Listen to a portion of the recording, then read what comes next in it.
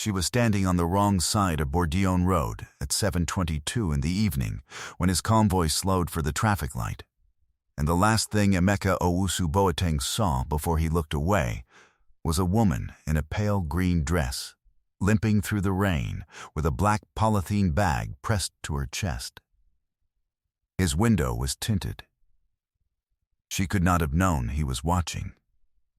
His assistant Femi saw her too. He started to lower his own window, the instinct of someone who had not yet been rich long enough to suppress it, and Emeka said, without looking up from his phone, "Leave it."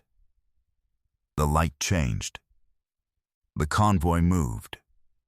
The woman in the pale green dress disappeared behind them into the dark and the rain, and that was the end of it. Or it should have been. 2 weeks later, Emeka Owusu Boateng sat in a boardroom at the Cantonment's district development site in Accra and listened to a woman explain. In a voice so quiet, he had to lean forward to hear it, exactly why his 47 million project was going to collapse. He sat very still for a long time after she stopped speaking. He recognized her shoes before he recognized her face, a low black flat with a scuff on the left toe. Worn, but clean. He had seen them on Bourdion Road, standing in the rain 14 days ago. Her name was Adaise Nwosu. He had left her standing in the rain. She had not forgotten. But she had not come to make him pay for it. That was the part that stayed with him for years after. Adaise was 43 years old and 54 kilograms, and she had weighed that same number since she was 36. Not because she had been careful with food, but because she had been careful with money for so long that some mornings the careful had come for the food too. She worked with numbers the way some people work with their hands, the way a carpenter knows the grain of wood before they have touched it, the way a weaver knows the thread count before they have counted. She had known, at 9 years old, sitting in her mother's fabric stall at Makola Market in Accra, that she could add the day's receipts faster than her mother could write them down. Her mother had called it a gift. Later, her first employer called it an asset. Her second employer called it a liability. Her third employer, the one who had let her go without notice 18 months ago, had called her overqualified and underproductive, and handed her a severance envelope with $12,400 in it and a form she had to sign before she could leave. She had signed it. She had been careful about that too. What she wore on the evening of the rain was her good dress, the pale green one, the one her mother had sewn for her in 1997 for her first job interview, let out twice over the years because the world had changed her body even if it had not changed her precision. She had washed it the night before in the bathroom sink with half a bar of key soap and hung it over the shower rail to dry by morning. It was clean. It was not new. There was a difference between those two things that most people on Bourdion Road did not think about, and Adaise had never once been able to ignore. She was limping because of her left knee, a cartilage problem that her orthopedic specialist at Corlebu Teaching Hospital had told her 8 months ago required surgery costing $31,000 she did not have. She had been managing it with a particular way of walking, a slight shift of weight to the right side, for so long that she no longer noticed she was doing it. Other people noticed. She did not. She was thinking, as she walked through the rain on Bourdion Road, about a calculation she had run 3 times that week in the margins of a notebook she kept in her purse. The purse was her mother's, a brown leather bag her mother had carried every single day to Makola Market from 1984 until the day she died in 2019, worn soft at the handles and beginning to separate at the left corner seam. Adaise had stitched that seam closed herself with black thread and a needle borrowed from her neighbor Mrs. Akiampong on the 3rd floor. She carried the purse every day, not because it was beautiful, because it still smelled faintly of shea butter and the particular dust of the market. and some mornings that smell was the thing that made her begin. The polythene bag pressed to her chest contained a printed report, 41 pages, double-sided, formatted, proofed, and printed at the business center on Osu Oxford Street for $8.50. She had been carrying it for 3 days, trying to get it to the right person. The first desk was at the Owusu Boateng Capital main office on the Tema Motorway Service Road. A receptionist named Blessing, her name was on a plastic tag pinned slightly crooked to her blouse, had looked at Adese's dress and then at the polythene bag, and asked if she had an appointment. Adese said she did not, but she had correspondence she needed to place directly with the investments team. Blessing had looked at the bag again. She had typed something, looked at her screen, typed something else, and then looked up with a smile that contained nothing. "You can leave it with me, and we will ensure it reaches the right desk." Adese had said, politely, that she preferred to deliver it in person. Blessing had said, equally politely, that without an appointment, that would not be possible. The security guard near the door had not moved, but he had angled his body slightly in Adese's direction in the way security guards do when they have not been asked to act, but want to be ready. The second desk was at the satellite office in East Legon, which she reached by taking 2 buses, one from the Kwame Nkrumah Circle and one that connected at the Legon roundabout. A total of 47 minutes of travel for a conversation that lasted less than 4. The man at that desk, no name tag, a short-sleeved checked shirt, a pen behind his ear, had told her, without looking up from his monitor, that the investments division did not accept unsolicited submissions and that she should use the digital portal on the company website. The third desk was in the lobby of a legal firm on the ground floor of the same development building whose records she was trying to correct. She had gone there because the legal firm was listed on the planning application documents as the contracted conveyancing agents. The woman at that desk had been professional, attentive, and specific. She had asked for Adaizi's name, her contact number, and the nature of her concern, had written all 3 things on a notepad, torn the page off neatly, and said that someone would be in touch. No one had been in touch. That had been 9 days ago. 3 different reception desks. 3 different versions of the same expression. A brief glance at the shoes. A polite but final smile, and the particular quality of stillness that professional people develop when they want someone to leave without being seen as the one who sent them. She had submitted her query through the website 6 times over the previous 5 weeks. Nobody had responded. The report concerned the Cantonment's district development project, a mixed-use commercial and residential complex valued at $47 million, financed through a joint venture between Owusu Boateng Capital and 2 institutional investors. She had not been hired to look at it. She had no formal connection to it.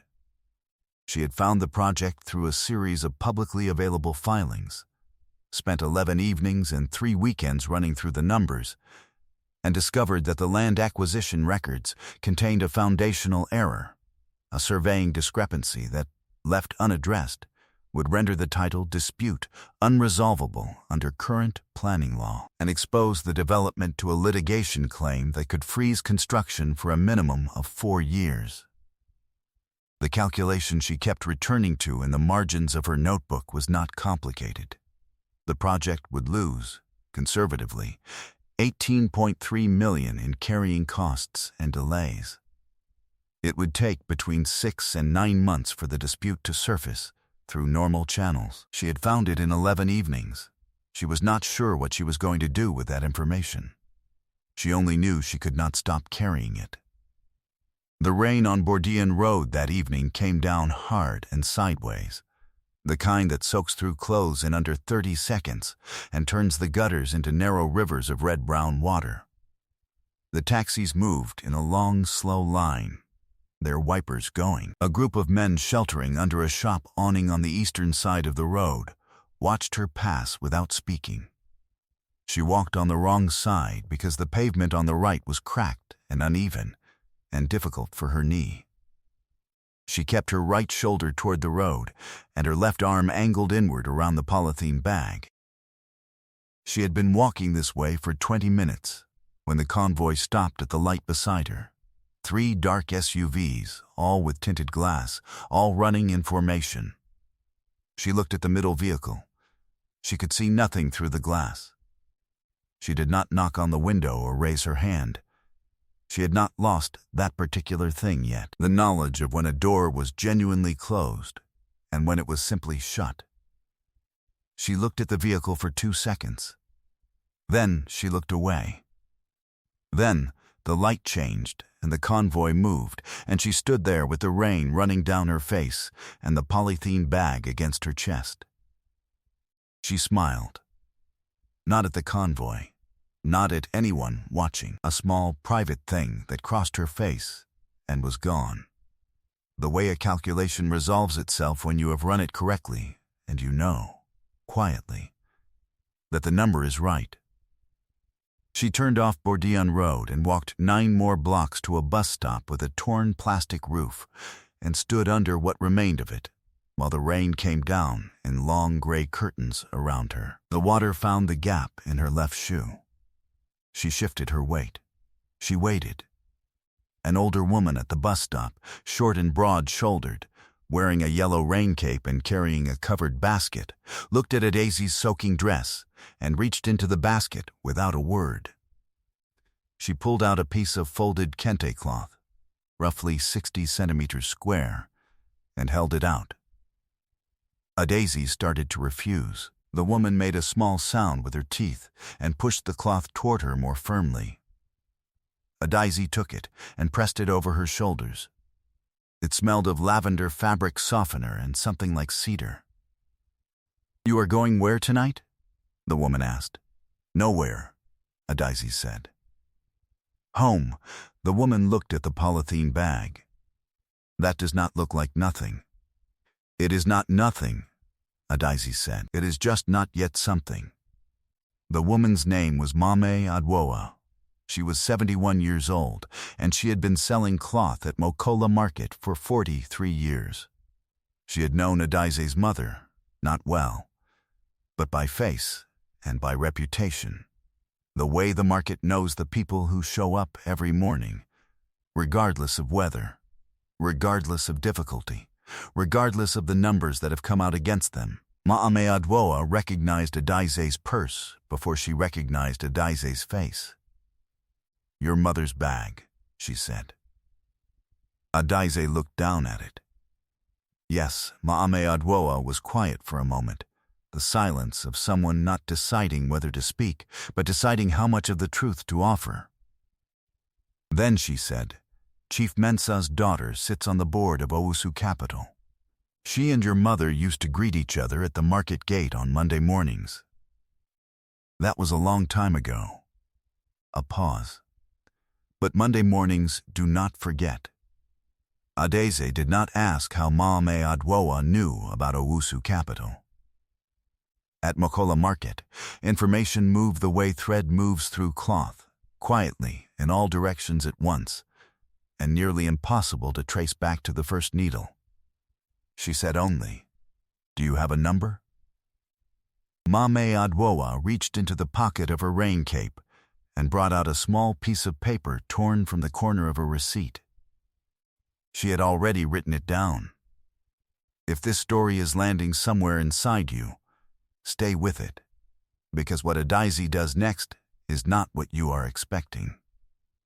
She did not call that night. She went home, hung the dress back over the shower rail, folded the kente cloth carefully and set it on the table, and opened the notebook to the calculation she had been running.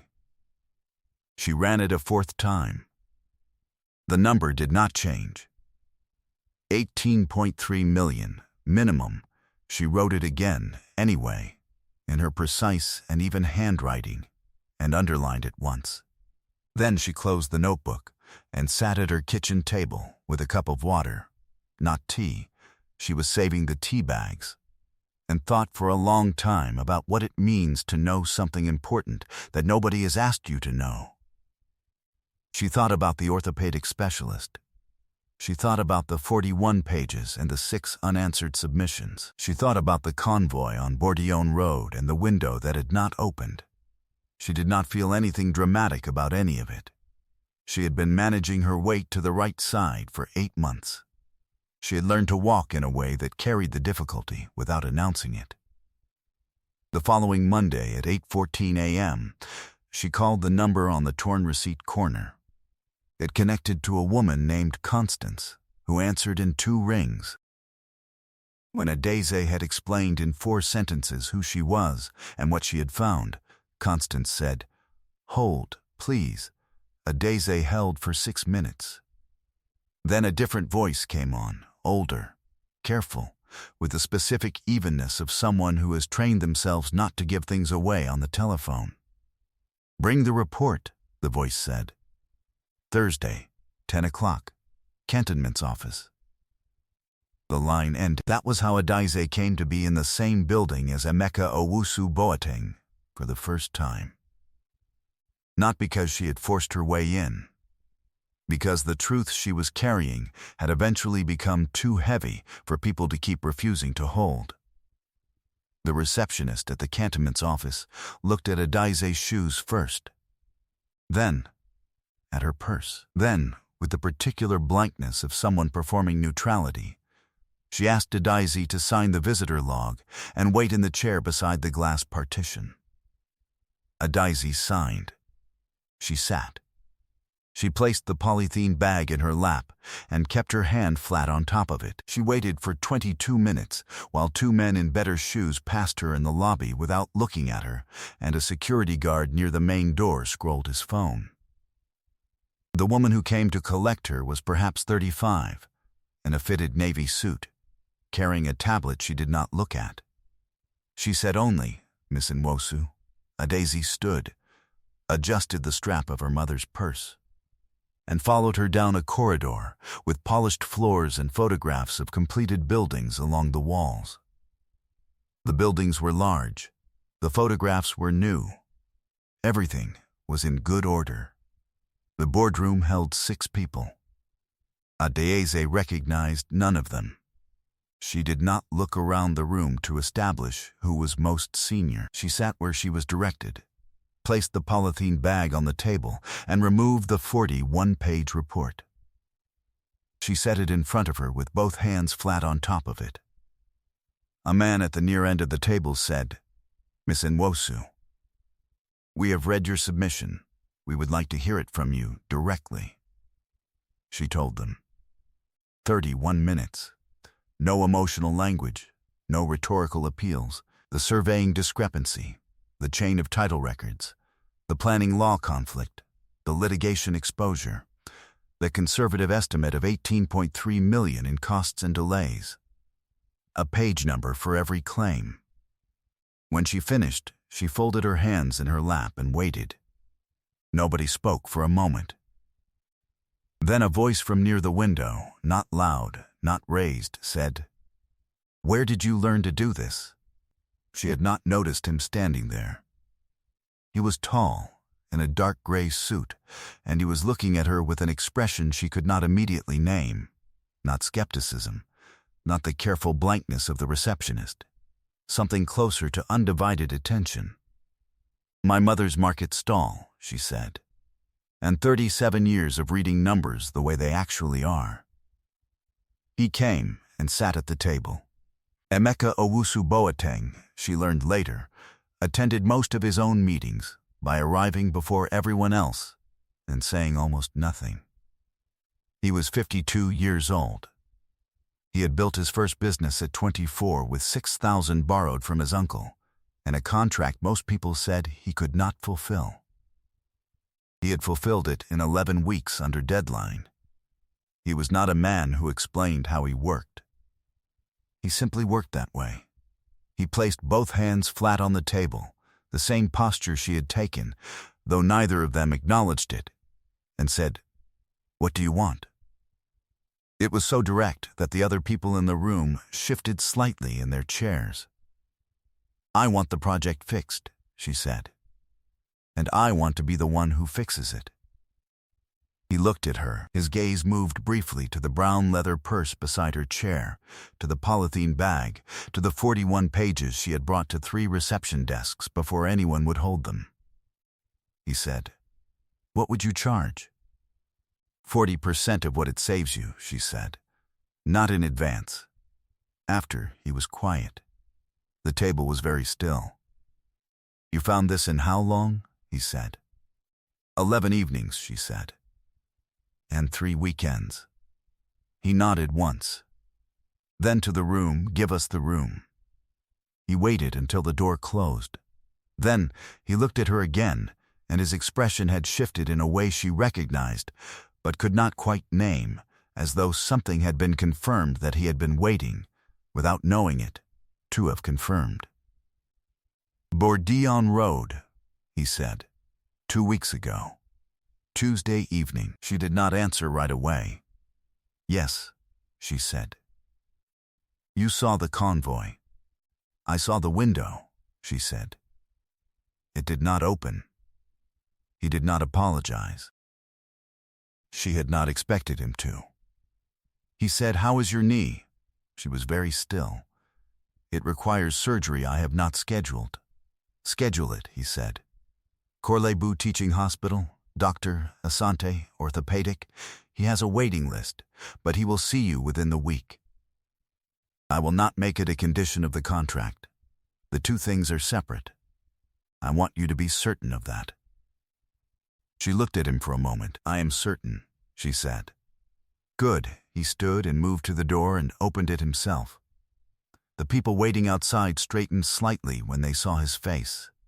He said, "She starts Monday. Give her whatever she needs." Then he looked back at Adaize one more time and said, "Thank you for not giving up." He left before she could answer. She sat alone in the boardroom for a moment, rain against the glass, her hands on the table, her mother's purse on the floor beside her chair. The kente cloth was folded inside it, the piece Mame Adwoa had given her at the bus stop, pressed flat and creased along careful lines. The land title dispute resolved in 4 months and 11 days. The legal instrument bore Adaize Nwosu's name as primary analyst, the first time her name had appeared on a formal document of that kind in 18 months. Construction resumed. The savings to Owusu Boateng Capital and its institutional partners came to 21.7 million, 3.4 million above her conservative estimate.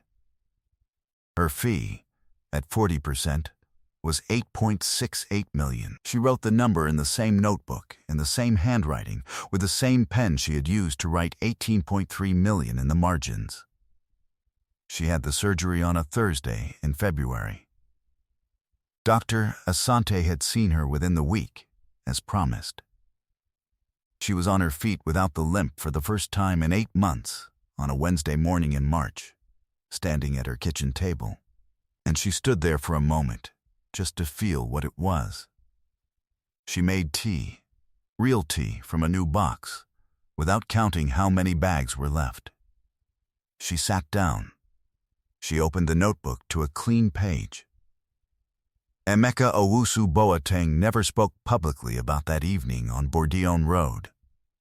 His assistant Femi said, sometime later, that after the boardroom meeting, the first thing his employer had done was call the driver of the lead car and say, "From now on, if the window does not open from the inside, someone opens it from the outside." He did not explain what that meant. He did not need to. He had thought he was passing an unremarkable woman in the rain. He had not been wrong about the rain. He had not been wrong about the road. He had been wrong about the woman, specifically, about which direction the road was leading her. Dexter, or in this story, Emeka, thought he left her with nothing. He did not leave her with nothing. He left her walking. And she already knew where she was going. There is a kind of person the world overlooks at the traffic light. who stands on the wrong side of the road with the wrong shoes and a bag that belonged to someone they loved, and a polythene bag full of something no one asked for. The world moves past them and calls it a light that changed. The world is, in that moment, making a significant error. Because what those people carry does not show through tinted glass. It is not announced at reception desks. It does not knock louder when the first knock goes unanswered. It waits for a Monday morning at 10 o'clock and a torn corner of paper from an old woman at a bus stop. And then it walks down a corridor with polished floors and lays itself on a boardroom table in front of everyone who told it to submit through the website. You cannot repossess a person's precision. You cannot remove the part of someone that reads a number the way it actually is. You can close your window and tell your assistant to leave it. You can drive your convoy forward through the rain and feel the light change beneath you. And the thing you left standing on the road will still be standing, not broken, not bitter, not asking you for a thing except the chance to do the work. Some things cannot be taken. Not by locked windows. Not by severance envelopes with 12,400 in them and a form you have to sign before you leave. Not by reception desks and polite smiles and 6 unanswered submissions. What a Daisy carried in her mother's bag all those months was not hope. Exactly. It was precision. And precision does not spoil in the rain. The ones who smile and walk away are not always walking away defeated. Sometimes they are walking toward the only door that was ever going to open. They simply have not reached it yet. If you were standing on that road in the rain, carrying something no one had asked for, carrying the proof of something important in a polythene bag, and the window did not open, would you keep walking? And if you did, and the door finally opened, would you remember who closed the window? Not to punish them, just to know the difference between the people who open windows and the people who hold doors, because they are rarely the same person, and the door is always worth more. Leave your answer in the comments. I really want to read it. Subscribe for more stories about hidden strength, quiet power, and the people the world overlooks until they change everything. I'll see you in the next one.